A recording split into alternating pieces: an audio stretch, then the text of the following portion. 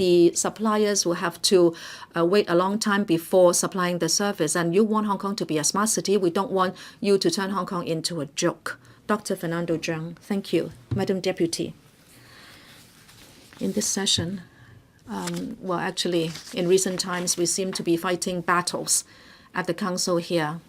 This morning at the CE's question and answer session, 7 Democratic members were expelled. I don't know whether there would be more conflicts on Saturday. There have been such bickering, and we don't have space, energy, and time to attend to the pain of the general public, and even the media don't have media space to give coverage to livelihood issues. We are an affluent city, and I don't understand why we can't make the best use of our resources to help our people and enhance their quality of life. Why do you want to pick fights? Why do you want to disturb the peace? In the past week, there were 3 tragedies, and today we don't have the space to attend to those. At the end of April, in Altau Kok, there was this tragedy where an old person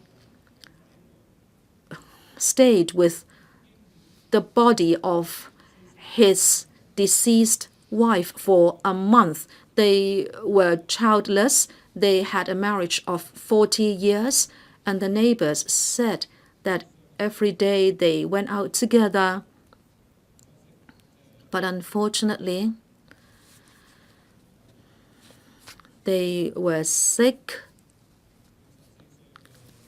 and the 64-year-old wife was reported to have passed away in her sleep, and the 68-year-old husband did not want to leave her, and he stayed with the body for a month. And this was exposed in the end. A few days later, again, there was an old couple who never got married. The man was 73, the woman was 50. 10-odd years ago, they met and lived together. The woman had a son who is now in junior secondary, and the man has a 25-year-old mentally retarded son who weighs 300 pounds, and the old couple jumped from a building together, leaving the 2 children behind. And then another few days later in Tai Hang, 3 sisters had a tragedy. The youngest sister, who was mentally handicapped, suddenly attacked the eldest sister, and she ripped out an eye. It was so frightening. And the eldest sister was reported to have cancer, and that she had a spinal problem, so she had to be bed-bound. And the youngest sister was 59, and the sister in between was the carer of the other 2, and she was working, and the 3 sisters lived together and supported one another. These are hidden families, and they have met up with tragedies. These are domestic tragedies. And then we would ask the question, why were we not aware of them? Why is it that our healthcare system, our social service system, why is it that those systems did not offer help in a timely way? What happened? Why is it that an old couple had to kill themselves, and they talked about euthanasia, and it was said that the woman also had cancer at a terminal stage. And why is it that the three sisters were in such a difficult position and we did not give them any help? Just imagine they were in their 60s, and the sister in between had to take care of her elder sister who was bedbound and a younger sister who was mentally handicapped, who could not take care of herself. And then at court, the judge tried to tell the defendant, and that is the woman who is 59 and who is mentally handicapped, and he was trying to tell her what the offense was, and she did not react. She did not know what was happening. And then the sister in between said that the younger sister just did not know what happened. In other words, they were in need of constant care. But why is it that there was no support for them? It was said that the couple who killed themselves, their son who was mentally handicapped, did not receive any service at all. And then these three sisters also were not in receipt of any service, not even daycare. I don't get it. Why is it that all these years they were not hooked up with our education, healthcare, and social service systems? And there was no way for us to know that they were in such a miserable lack of support. I have no solution. I tried to contact their family members and relatives to see how we can be of help to them. It's clear that this sister in between, she was taking a lot of care for her younger sister.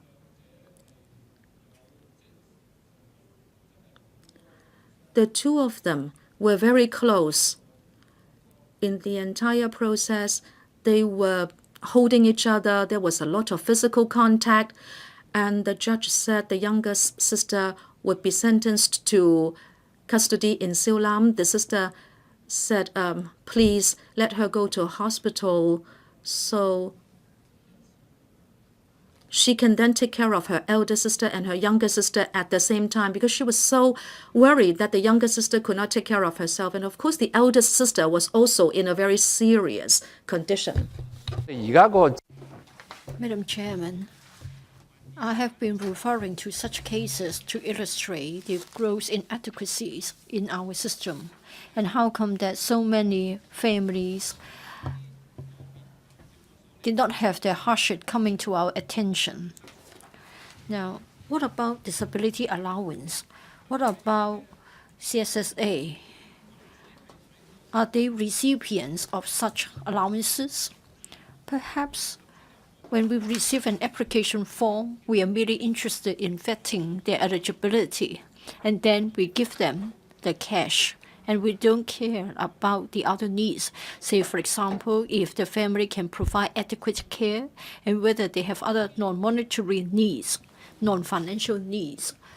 I think this is a flaw in our system.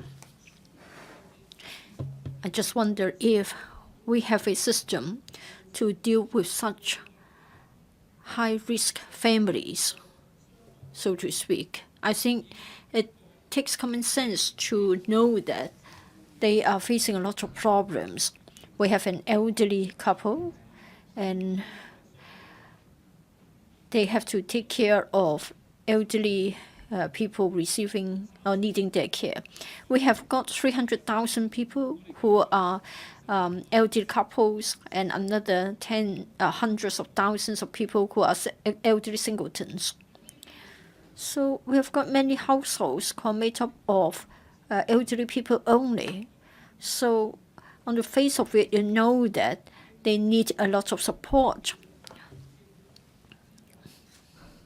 If they are eligible after being vetted by our assessment system for residential care or long-term care supplements, then we would know that they are not receiving adequate care. And we have to find out whether their carers can adequately cope with the task. Well, for the elderly couple who chose to take their own lives, you can imagine that we're talking about a 70-year-old father taking care of a 300-pound intellectually impaired son of 25 years old, and then his partner was suffering from cancer with a secondary school teenager boy. Well, you can easily tell that this family is in bad need of a lot of help. How come that we haven't taken the initiative to approach them? In overseas countries, they have case management as the approach. When we see somebody who appears to need help, we'll immediately send a case manager to follow up the case instead of just regarding the individuals as an applicant, as a patient, and we only deal with the specific needs in front of us. In fact, we take a holistic view. That's the case in overseas countries. Other than providing financial help or providing the specific service needed or applied for, we'll try to see what else we can offer. Say, for example, supporting the carers. Mr. Chairman, I think you have heard what I have been advocating. I think we need a lot of help. We need a lot of resources to provide more help to people like those in the cases I referred to. Residential care homes for the disabled, physically disabled. It easily takes you over 10 years to wait for your turn. I think we need to improve the system. We need to identify such needy families in time so that we can prevent tragedies like those I referred to. We don't lack money. It's all about whether we've ever given thought to the existence of such families in our society. I think you need to do some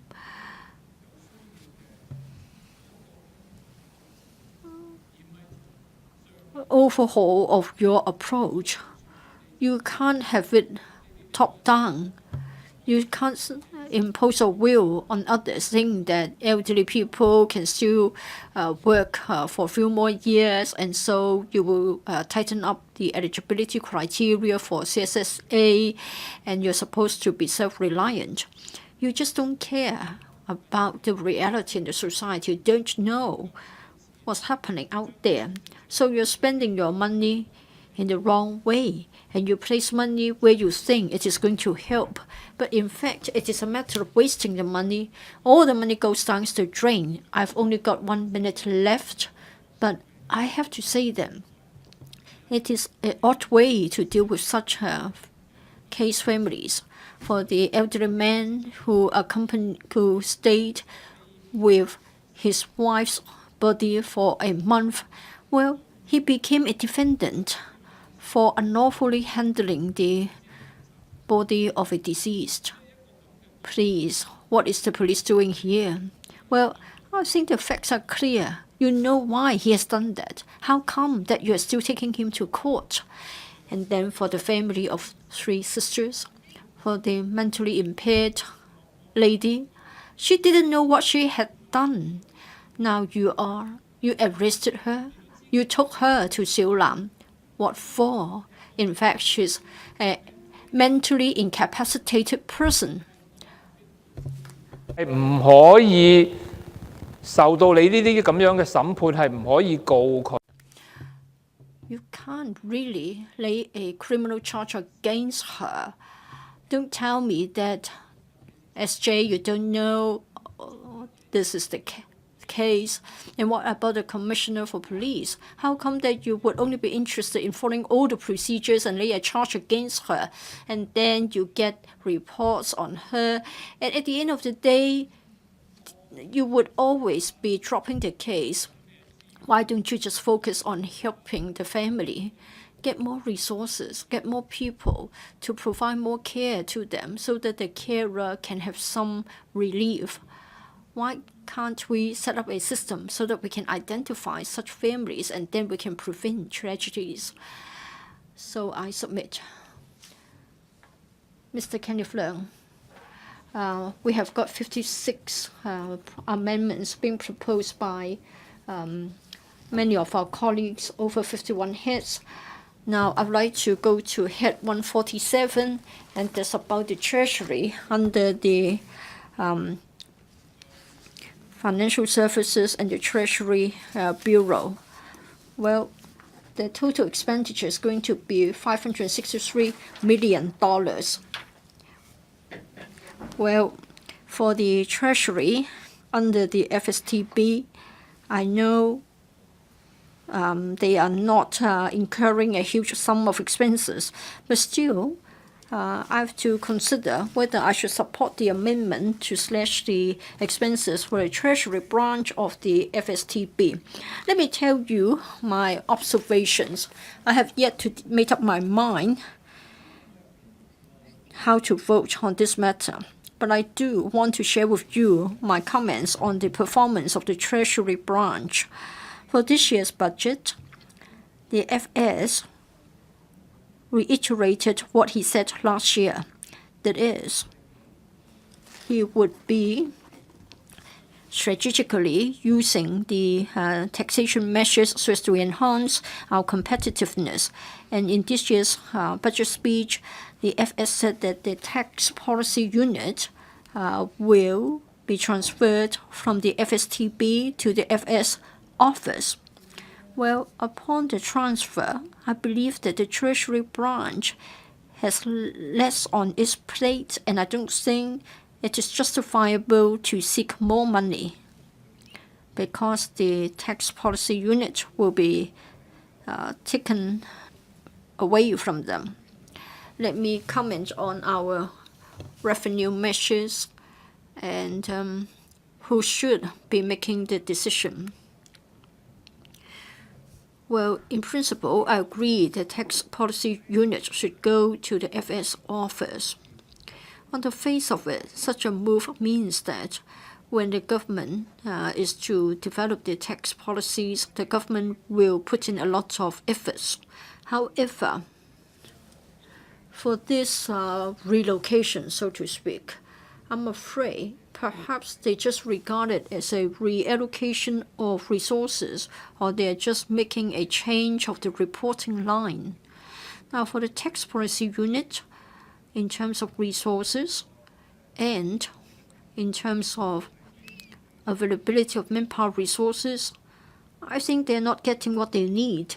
And to me, for us to have the proper tax policies, we need to recruit somebody from the business sector instead of getting a few colleagues from the Treasury branch and think that the tax policy unit will have the best composition in terms of manpower.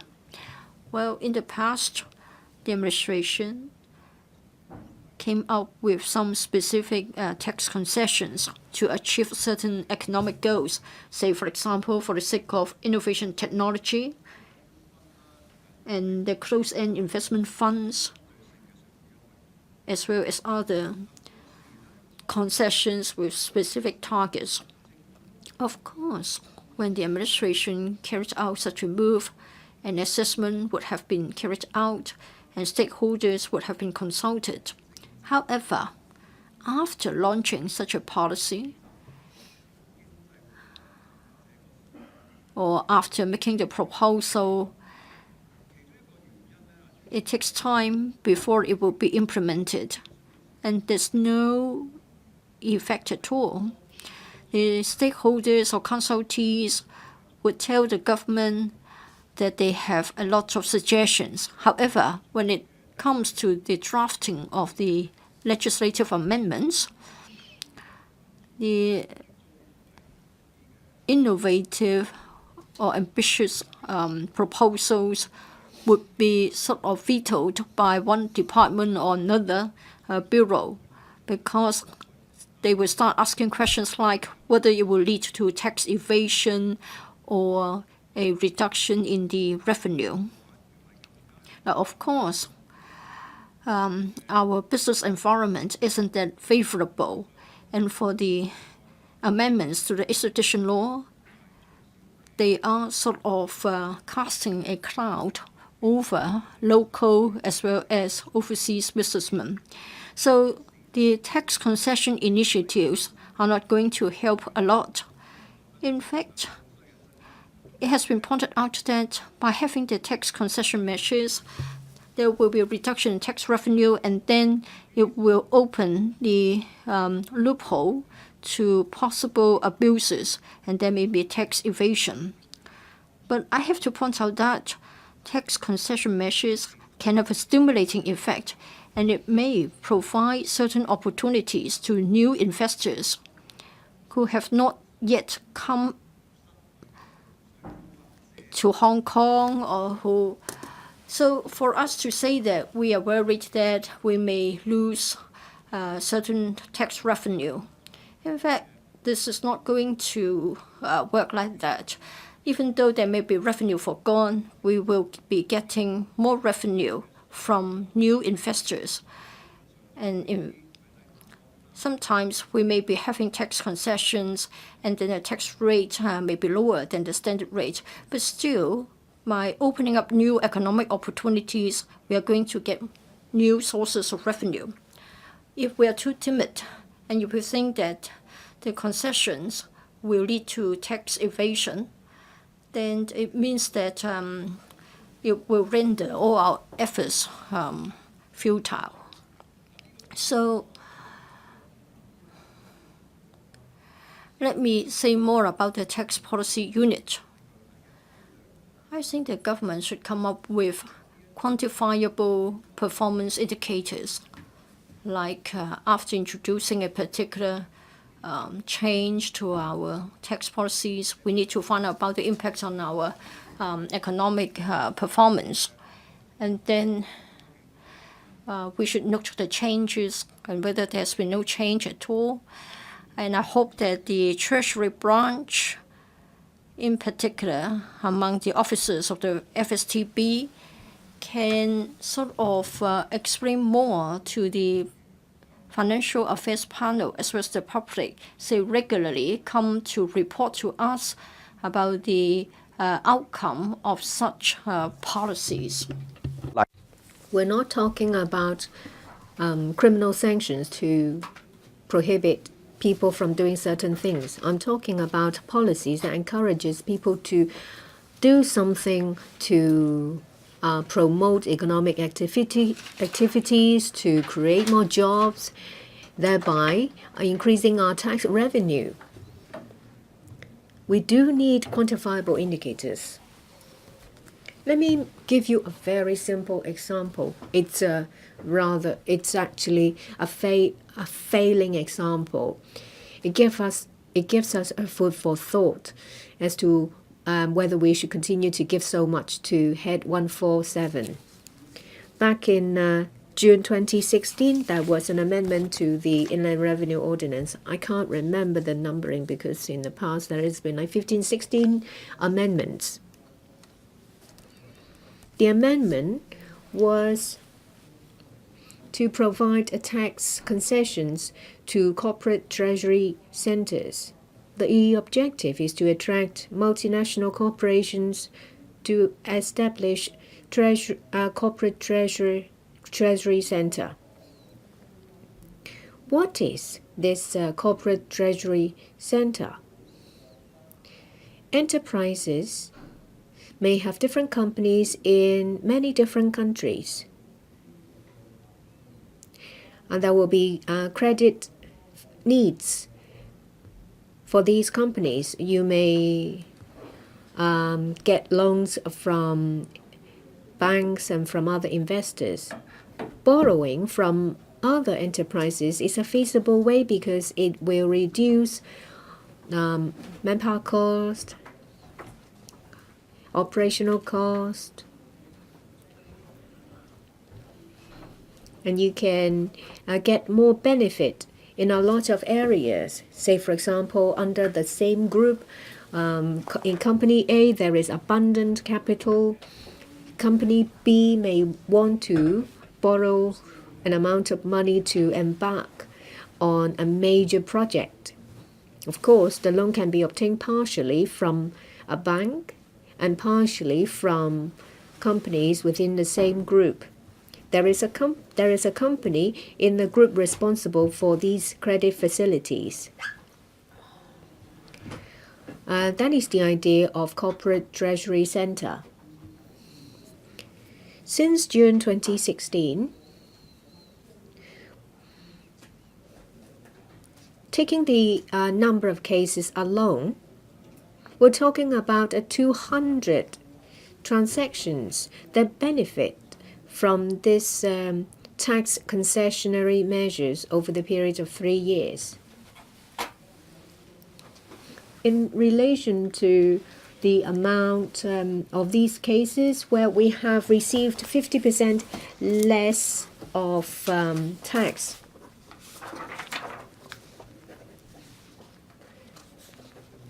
we can't simply rely on the information supplied by the government. I don't know over the past 3 years how many companies have actually set up their corporate treasury centers in Hong Kong to create job opportunities for Hong Kong practitioners. Every time you introduce a bill saying that you're going to do this and that, it's not easy for us to decide whether to support your proposal or not, because you can't give us the full picture. Let me give you another example. About 7 years ago, the then Financial Secretary John Tsang said that we are going to start Islamic bond. So far, how many cases of issuance of Islamic bond have we seen? A handful. Apart from this corporate treasury center, well, if it is not done well, if we want to attract multinational corporations to set up special purpose vehicle companies here to deal with the company projects, relying solely on corporate treasury center is not enough. Well, very often there is a headquarter or a regional headquarter of these multinational companies that provide to other companies manpower training, advisory service, management service,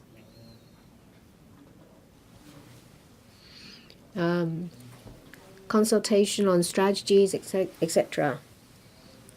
If we link the regional headquarters function to corporate treasury center, combine them into one tax concession, that will be an effective tool to attract multinational corporations to move their headquarters to Hong Kong. That will be a very compelling reason for them to do so. Well, if you do not withdraw the extradition bill, it will dampen your effort to try to improve our attractiveness. Singapore has put in place these plans to attract companies to set up their headquarters. They have formulated, say, for example, eligible income. If the income is recognized, is generated from recognized activities, they will be able to enjoy a very low tax rate. The Singaporean approach is criticized for lack of transparency. The provisions in the law have been drafted in a very general way. The actual operation is in the hands of the financial officials of the government. I think that credibility and transparency are very important. I hope that in the next budget, there will be extensive consultation on my proposal regarding regional headquarters. Well, I then will decide whether to propose amendment on the reduction for Head 147, that is the Treasury branch of the FSTB. Mr. Leung Yu Chung.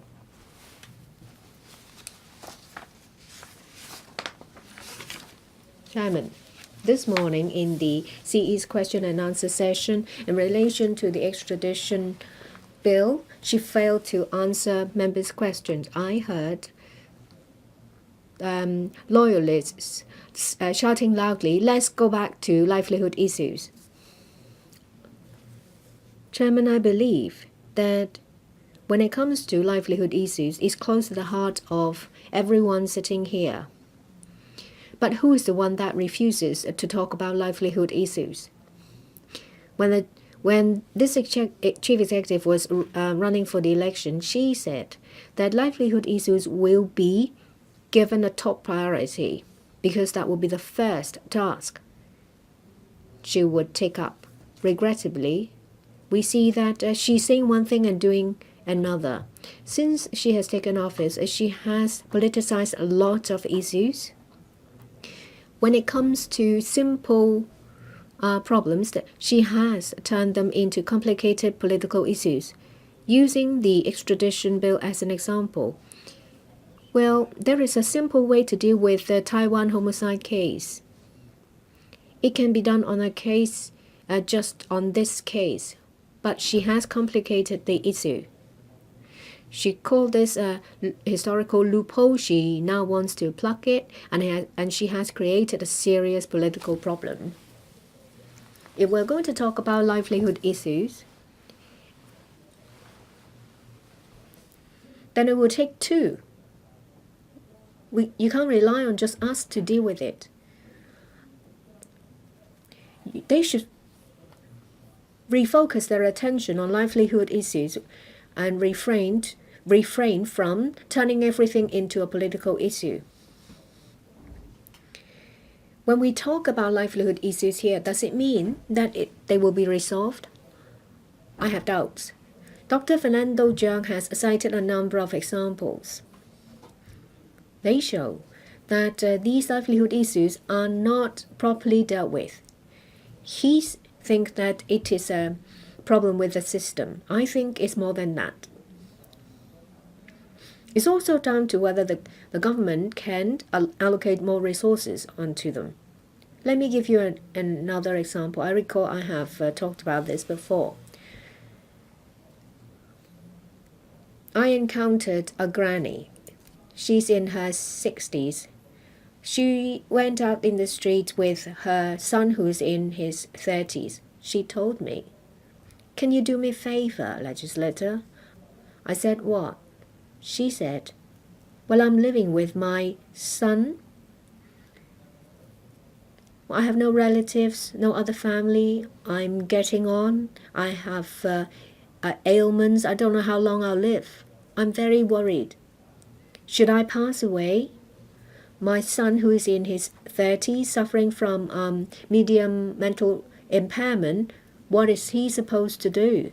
I apply for residential care home, but they can't give him a place. I'm doing my best to take care of him. I am very worried that one day, should I pass away, he'll be left alone to his own devices." I'm sure that legislators, if they do any kind of district work, they will encounter numerous of such examples.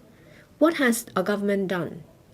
Year after year, they go through the motion by increasing a handful number of places or a handful number of homes, thinking that they have already solved the problem. But is it really the case? Has the problem gone away? Members have been criticizing the Social Welfare Department, the Labor and Welfare Bureau, because they have turned a blind eye to the problem. I might have put it to the extreme, but in any event, they might want to do something, but they only touch the surface without tackling the root of the problem. Say, there are a lot of elderly people waiting to get a place in residential care homes.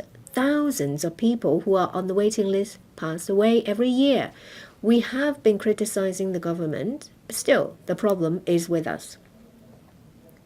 When we have talked about livelihood issues so many times, I'm not going to say that the government has turned a blind eye, but the impression they give is that they don't really care. At most, and they would maybe go through the motion by paying lip service. Let's leave social welfare issues aside. Housing, that's the same. Property prices in the private sector have been soaring. You have to be really rich to be able to buy. What about the grassroots? They're waiting for public residential housing. There are many people who've been waiting for 7-8 years. What do? They have to live in subdivided units. As we all know, that these units are littered with fleas. These are places with appalling living conditions. 300,000 families have been living in such condition. Can we give them special housing? Again, they go through the motion, putting up a show. They ask NGOs to embark on transitional housing projects that will provide maybe several hundreds or 1,000 units. What is that to 300,000 families? How much of the problem have they resolved? That's what I call them. They're just putting up a show. When it comes to land issues, well, say there are problems with small houses. If they acquire about 400 hectares of land, can that be used as temporary housing or transitional housing? We know that these sites are fragmented. And it's exactly because of this reason that they can't use them for major housing projects. They can instead use them as transitional housing. I asked the Transport and Housing Bureau. They said they would not consider that. Even with additional manpower, they would just set up a team to help the community to build or convert certain housing to turn them into transitional housing. But They are stubborn. They are deaf to the demands of the community, and they do not care about people's livelihood. I have talked to the Transport and Housing Bureau many, many times, and I have the agreement with many councillors in this council. In the colonial era, many people also queued up for public housing. They were inadequately housed, and so the British colonial government built the resettlement areas. Those were temporary housing areas.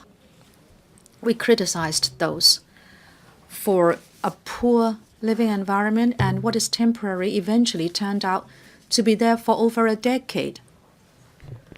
That was an international scandal at that time, that the government was providing such inhuman housing to the people. The government was severely criticized. Today, we have a lot of resources, and the SALG should be able to make improvements. Of course, you're not building temporary housing areas with wooden boards. You should provide better facilities, and you should not ask people to go to public bathhouses, because you can do better. But you would not listen. You say no to such requests. So when we talk about livelihood issues, what is the SALG doing in response? How is it showing it cares? Therefore, it is not that we don't take up these issues with the administration. It is not that we we don't want to solve problems with the administration. It's just that they don't listen. They don't care what we say. And they don't even respect our views. There is nothing of the sort. And today, in his opening speech, the CE did not give a lot of coverage to labor issues, but then she said she already responded to the request of the public that there would be paternity leave and longer maternity leave, and next year she is going to talk about the cancellation of the offsetting mechanism. Okay, fine. I grant you that you show some care. But all these years, especially the last term government, you set up the statutory minimum wage committee in order to consider the setting up of the SMW, and the problem was not solved in the last term, and hopefully we said that it should be solved this term. But then no, you are not doing anything extra. You're just brushing it aside, and people are still working long hours. And employees are still faced with long working hours. And you know the evils of working long hours, the harm that it is doing to our health. And in fact, it's not helping to achieve what you always pay lip service to, like good parenting and having quality time, etc. But then when we talk to the Labor and Welfare Bureau about this, they would say, well, the CE is not giving her attention to these, so why should we? This is not just about money, it is about our systems. The CE will only respect people with vested interests and the business sector. She is turning a blind eye to the grassroots because she was returned by that group of people. So she had to repay them for their votes. But how is she treating the grassroots?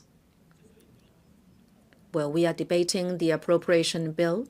It is important for us to talk about the disbursement of funds. As I was saying, we should build transitional housing. We should put more resources into social welfare so more people can benefit. That is important. But then the administration doesn't listen to us within this council. So what should we do? It is not that we don't mention livelihood issues, but when we mention them, what is the administration doing? It is biased towards the upper classes in society and the business sector. What should we do?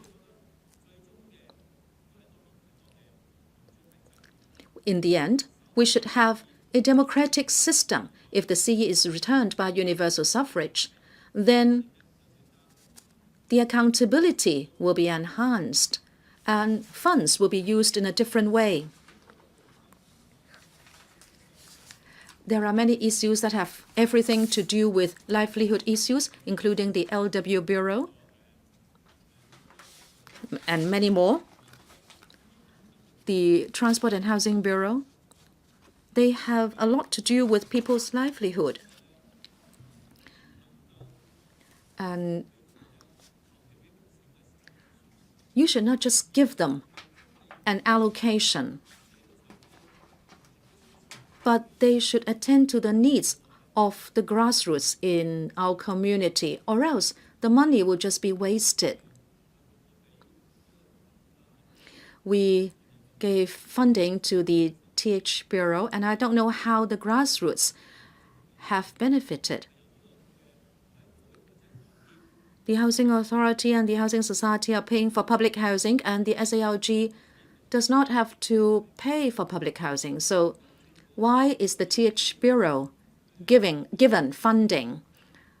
I hope you will understand that we all want to earnestly solve livelihood issues. Funding is important, but are you using the funds in an effective manner? I hope the relevant officials will not be adamant and not pay regard to the needs of the grassroots. Please be grounded in your policies. Please stay close to the needs of the public. I hope the officials can listen to us more. So I submit President Mr. James To. President, I have put in a few amendments, which I have also moved in previous years, including the police force, the so-called informant fees. In fact, this is called reward and special services funding. I have also put in an amendment to slash the expenditure for capital. But first of all, let me talk about the so-called informant's fees of the police force. Why is it that I never give up putting in this amendment? This is because I want to urge the administration to follow what is done by other more advanced systems. Say, if you have this kind of so-called secret expenditure, you still should be more accountable to an elected council.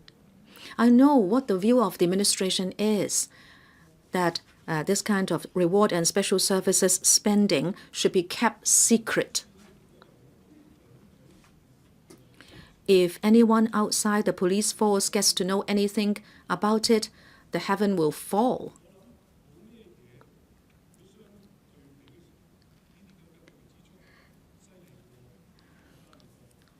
Well, what about national defense expenditure of other countries? Why would this have to be more secret than that?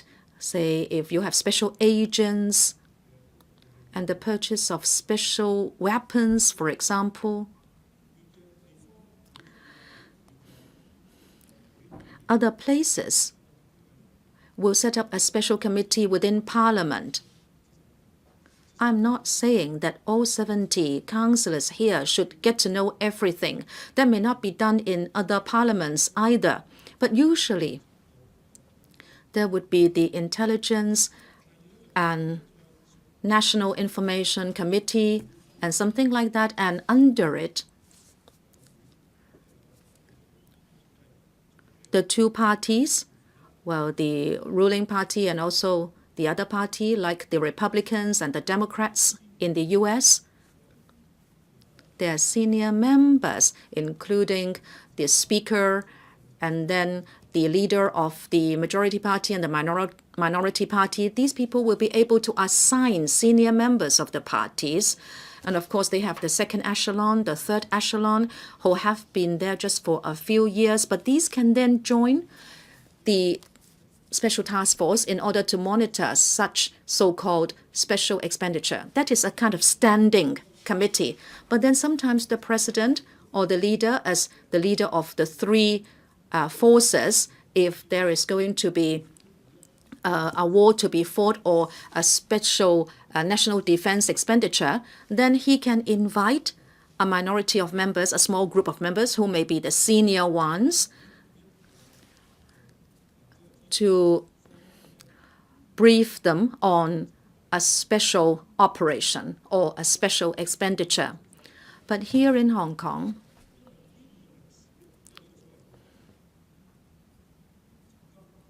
we are talking about reward and special services. Now, before reunification, it was an expenditure of the special branch. You might have heard something about it. It was tasked to target people who opposed the then British Hong Kong government, say the Communist Party, the Kuomintang, USSR, and other camps, which might be involved in some kind of acts in Hong Kong, like anti-spy operations or other penetrative activities. And this was a kind of expenditure to ensure the safety and security of the then British Hong Kong government. And then now we are reunited with the motherland. Well, recently we have been discussing the FO bill, and in fact, there can be a comparison between the two. Why? From the angle of the SAR government, and if the CPG is led by the Communist Party, then is this expenditure just for trying to get intelligence and information about drug trafficking and firearm trafficking? Well, this is about expenditure which is to help fight crimes like anti-burglary, anti-homicide, and even intimidation or blackmail online, so on and so forth. This is to fight crime. And of course, you will have covered operation with trials, and you have to rent half or safe houses. And of course, there was this scandal that the safe houses were used for indecent uses by some law enforcers. But that is not I want to talk about. What I want to say is, why is it that the relevant police superintendent wanted or was so daring that he used the safe house as a love hostel? This is because he was trusted by the police force. If you want to know where the safe houses are and how the safe houses are used, only very few people in the police force will know about this. So this is a double-edged sword. It is kept very secret. But I would even say that even if there is a committee and if you draw from overseas experience for monitoring such expenditure, the parliamentarians will not ask where the safe houses are, what the monthly rent is. That is not the kind of monitoring I'm talking about. But overall speaking, we will be asking questions about how many anti-drug items there are, how many are anti-proliferation of weapons, and how many are anti-triad. Well, we aren't most interested in ammunition, etc. In fact, we're interested in whether you have been paying money for political intelligence, or whether you, in the name of anti-crime, try to pay for people to infiltrate workers' unions or the opposition camp, or, say, for example, try to infiltrate popular online radio stations, so you pay for people to act as technicians or staff members. Well, you would say that perhaps your staff members draw two salaries. They get paid from your office expenses, or they also get paid by the government because they're an undercover agent. Well, I don't know the case of the police. I don't know how much they have done to make sure that this is secure. Now, for example, tomorrow there will be assembly and there will be people coming to seize the electrical complex. So maybe a few people will be asked to disguise as assistants to members. And then by such infiltration, they will know about the scale of the intended protest, and then they can guess whether there will be 30,000, 3,000, or 300 people attending the protest. And then they will check the emails, to see whether they're going to storm into the chamber, the conference room, or break the glass, etc. Of course, they will claim that they are also fighting crime.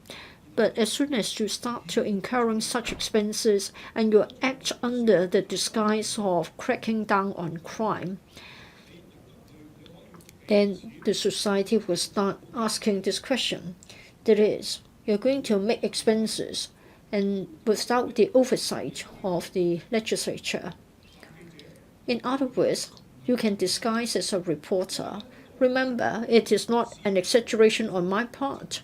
In an overseas country, there was this case in which a government asked a spy to disguise as a reporter and infiltrated into an international news organization. But then owing to one reason or other, there was a scandal, or the spy disguising as a reporter died. After certain investigations, the Parliament had an agreement with the government, with the executive, saying that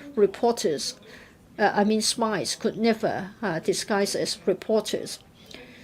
Now, if you want to get the money to find out about the information, like the scale of the protest, or whether somebody would want to mobilize the people, well, in fact, maybe you want to gather intelligence. Say, for example, if a particular member has a mistress, but then this is not a crime. Or you may want to gather evidence as to whether a member, say, for example, is abusing his wife.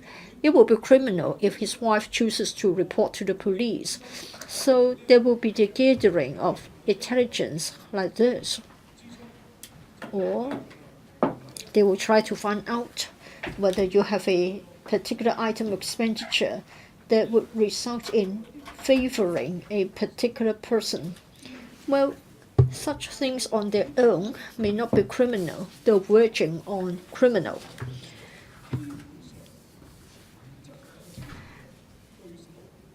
Well, I don't think you can use this sort of money to gather information about your political opponents, especially when it doesn't involve any criminal acts.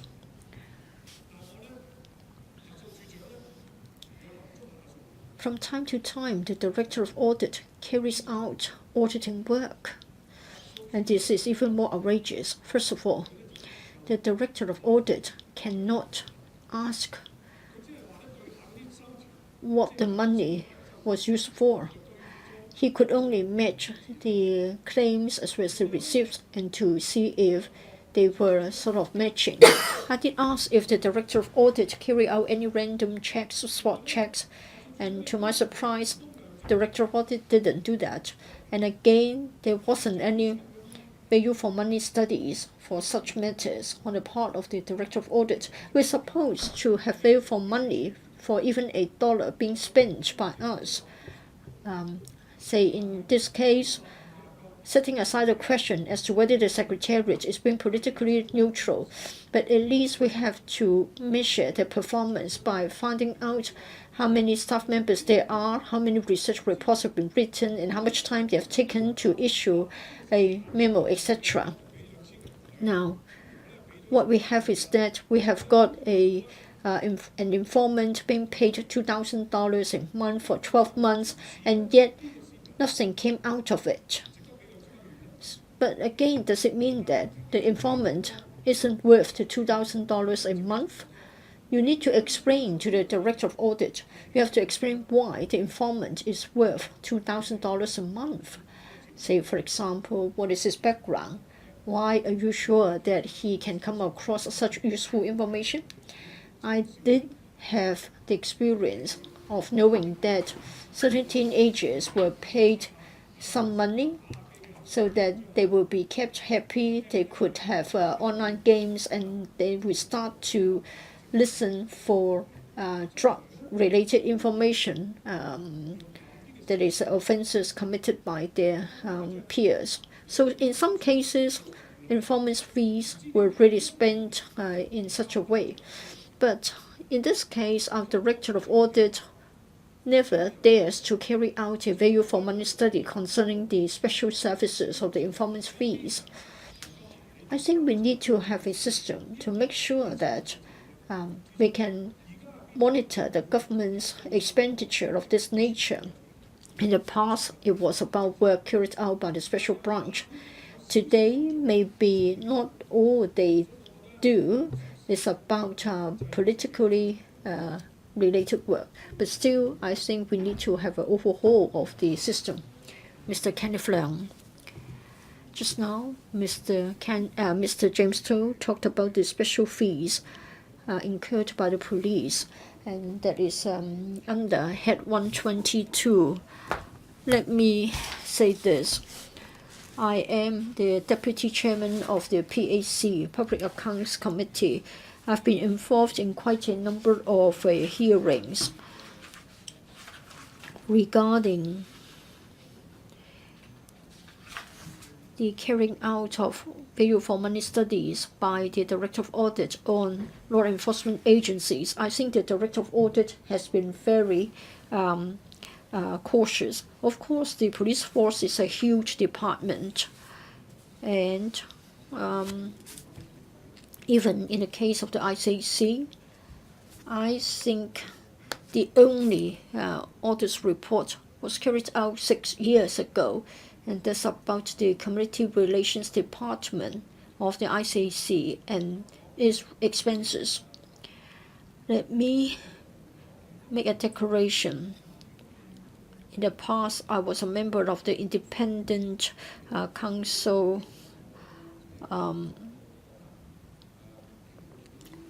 the Independent Police Complaints Council. I served for 6 years, and I have retired from that. Sometimes, in some cases, the expenses were made without any supervision. I can't say that I'm very familiar with the situation. Even during my days with the IPCC, we were mainly overseeing the complaints against policemen. Usually, the ranks of the policemen being complained against were police constables, that is, frontline police officers. The most senior would be an inspector, or at most a chief inspector. Well, as to how the police force operates and how they use the informant fees and how they use the special service, no one knows. No one knows the total number of informants.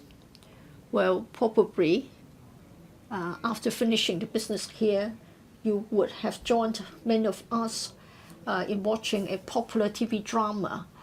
And the whole drama is mainly about an undercover agent. We need to spend money on the informant, the undercover agents, as well as the safe house. That drama is called The Deflected. But no one knows how the money is being spent and whether it has been spent according to the principle of value for money. All of them should be given protection and safeguards. Otherwise, we are exposing them to grave danger. Just now, James To said whether at the Legislative Council we can play a role, that is, whether we can have a subcommittee to look into criminal intelligence for espionage at the national level. I'm afraid we are being restricted by the relevant articles in the Basic Law, and we can't do anything about it. Now, we may have a department from... We may not be able to monitor the work carried out by a department of the CPG. It won't be the Hong Kong government doing it, and we can't help it. Probably it will be carried out perhaps by the liaison office when it comes to sort of watching us. Now, for the informant's fees and the safe houses, I think we should still be able to be given an idea without disclosing the identity of the informants and exposing them to danger. We should be told about the number of informants, the number of cases resolved or detected. So we need to have such correlated figures. We want to be told about the lump sum. We want to be given an overall picture so that we know whether there have been any improprieties. The Legislative Council doesn't need to know the specific details, like the location of the safe house, how many informants for a particular branch of the police, like a narcotics bureau or the criminal intelligence unit.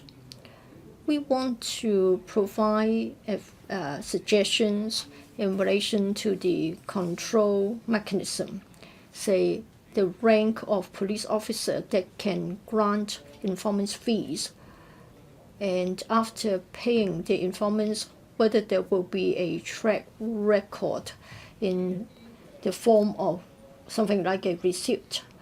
So in other words, we need to put in place a control mechanism, and we need a third party to oversee it. And the LegCo is rightly placed to carry out such an overseeing task, because under basic law, we have to monitor government expenditure, and for such informants' fees, it is a very important item for the Hong Kong Police Force. Well, Mr. Chairman, if you have watched TV drama, you would know that informants would only be able to provide useful information on a quite an infrequent basis. It would be impossible for the Director of Audit to carry out a value for money study in the regular way. I think we can set up a subcommittee within the LegCo, and then we can work in very efficient manner. Of course, we should impose a limit on the number of members that can be admitted. Meetings can only be held behind closed doors, and all members must sign a confidentiality undertaking so that we can oversee the expenditure under Head 122. For such confidentiality agreements, they have to be legally binding as well. You yourself have been in the LegCo for a very long time. You can see that this special committee or subcommittee in the LegCo doesn't really have much power. Well, that just like the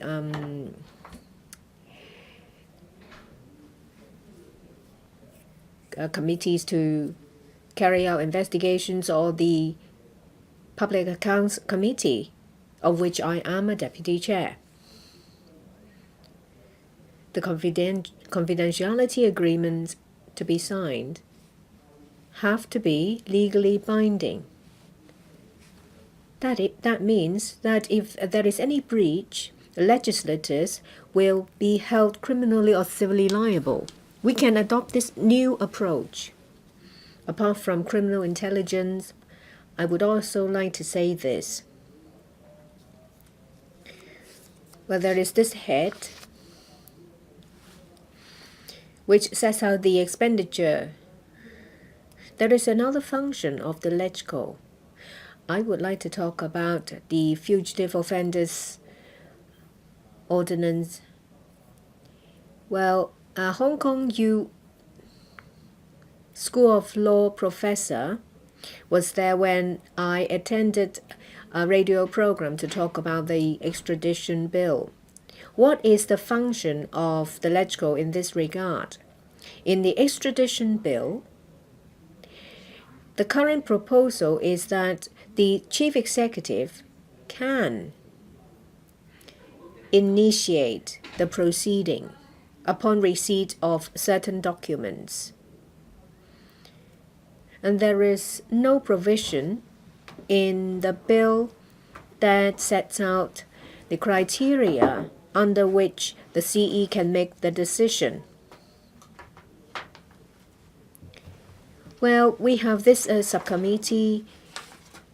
If we have this subcommittee that deals with highly sensitive information, maybe a check and balance for to ensure the safeguards are in place for this extradition law. Well, we're talking about a subsidiary legislation that will only require 28 days, but according to the Secretary, the FOO in its original form it's not operable, because as soon as it's being scrutinized in the LegCo, then the offender may get wind of it and will just vanish into thin air. But with such high confidentiality given to this subcommittee, it may work. This subcommittee may be responsible for vetting informants' fees under head 122, and when we have the confidential subcommittee, we can use it to scrutinize decisions made by the chief executive under the extradition law. Of course, there should be absolute confidentiality. We can also set out in the bill that this particular subcommittee of the LegCo only has power to approve or otherwise the documentation, the certificate of the chief executive without having to give any reasons. You may say, well, what are the basis of the decision? Guidelines, general guidelines can be provided in law. As you can see that there is no guideline whatsoever as to how the chief executive can initiate the process upon receipt of the certificate. So we can have a guideline, general guideline to guide the subcommittee as to approve or veto the decision. This subcommittee will be able to check the decision. It's not watertight, I'm afraid, but at least we can see from the function of the subcommittee that there is a role to play by the LegCo. And of course, we can set out that the subcommittee is required to come up with a decision to accept or reject the CE's decision. It can comprise of maybe 5 or 7 members with absolute confidentiality. The chief executive can white out the names in the certificate, leaving just the facts of the case. We can discuss that further. Well, there are some functions and powers enshrined in the basic law that's available to us, but it just hasn't occurred to us. Mr. James Toll talked about a subcommittee to scrutinize informants' fees. With this controversial extradition bill, we can have a similar subcommittee with high confidentiality scrutinizing any requests. This will help the extradition bill. It will be a basis of your further consideration. Of course, there are voices asking for this to be withdrawn first, but if you want the bill to be passed before the end of June, it is a tall order. Well, I think you already have a decision. I'm not going to second guess what you have in mind. You may be concerned about the views of the business sector.